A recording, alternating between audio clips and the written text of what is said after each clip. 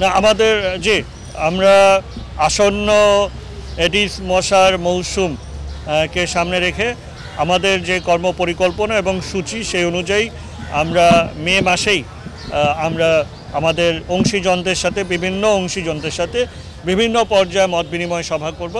যার সেটার মূল উদ্দেশ্য হলো যে তাদের যে সকল স্থাপনা রয়েছে, তাদের যে সকল আবাসন রয়েছে, সেগুলো যেন তারা নিয়মিত পরিষ্কার পরিচ্ছন্ন রাখে এবং কোথাও যেন পানি জমতে না দেয়া হয়। এই প্রেক্ষিতে আমরা সর্বাত্মকভাবে ঐক্যবদ্ধভাবে একে অপরকে সহযোগিতা করে আমরা কাজ করব। সেই প্রেক্ষিতে আমাদের একটি সচেতনামূলক এবং সকলের অংশীজনের কার্যক্রম, দায়ভার এবং দায়িত্বশীলতা যাতে থাকে, সেই প্রেক্ষিতে আমরা মত বিনিময় সভা করব। মে মাসে বিভিন্ন পর্যায়ে আমরা করব, সেটা পুলিশ প্রশাসন, রাজুক, আমাদের রেলওয়ে, আমাদের গণপূর্ত, সকল সংস্থা এবং সকল কর্তৃপক্ষকে নিয়েই আমরা এই মত বিনিময় সভাটা করব। এবং জুন মাসে যেহেতু বর্ষা মৌসুম, সেই বর্ষা মৌসুমের আগেই আমাদের সকল প্রস্তুতি যেন আমরা সম্পন্ন করতে পারি এবং সেই প্রেক্ষিতে অগ্রিম অভিযানও আমরা প্রস্তুতি নিচ্ছি, যাতে করে, যেমন আমি বলতে চাই যে থানাগুলো আপনারা জানেন যে কি অবস্থায় সেখানে থাকে, পরিস্থিতি কি থাকে।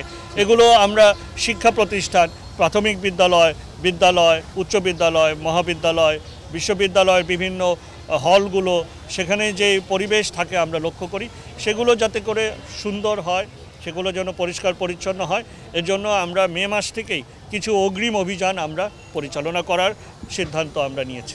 আমরা আসলে পর্যায়ক্রমে যাচ্ছি, কোনো ঢালাওভাবে সকল সড়ক বিভাজন উপড়ে ফেলে সেখানে নতুন কিছু করা সেটা আমরা করছি না। আমরা যেখানে যেখানে প্রয়োজন হচ্ছে, আমরা যখন যেই সড়কটা নিয়ে পরিকল্পনা করছি তার সাথে সাথে তার সড়ক বিভাজন নিয়ে আমরা কাজ করছি। আপনারা লক্ষ্য করেছেন ইতিমধ্যে আমরা 7 মসজিদ সড়কে পূর্ণটাই আমরা সম্পন্ন করেছি। এখন সেখানে ফুলের সমারোহ, খুব সুন্দর পরিবেশ। আমরা 27 নম্বর সড়ক করেছি। এভাবে পর্যায়ক্রমে আমরা আমাদের ফিনিক্স সড়কটা করেছি। এভাবে আমরা পর্যায়ক্রমে এক একটি যে সড়ক আমরা সংস্কার করছি, তার সাথে সাথে সড়ক বিভাজনে যেন মাঝখানে নান্দনিক ফুলের সমারোহ থাকে। আমরা বড় গাছ, উঁচু গাছ আমরা সড়ক বিভাজনে দিচ্ছি না।